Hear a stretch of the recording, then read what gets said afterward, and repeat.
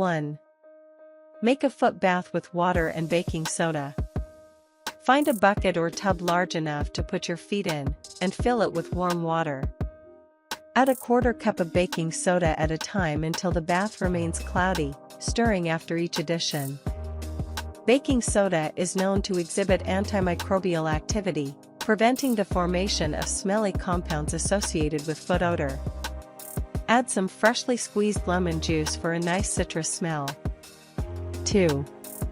Soak your feet in the bath.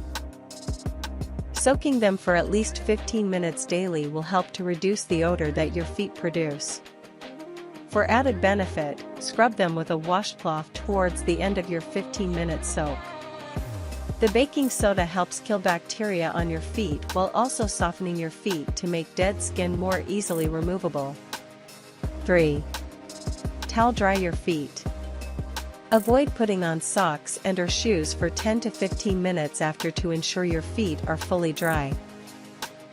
Reducing the amount of moisture in your socks and shoes will help keep away the bad odors.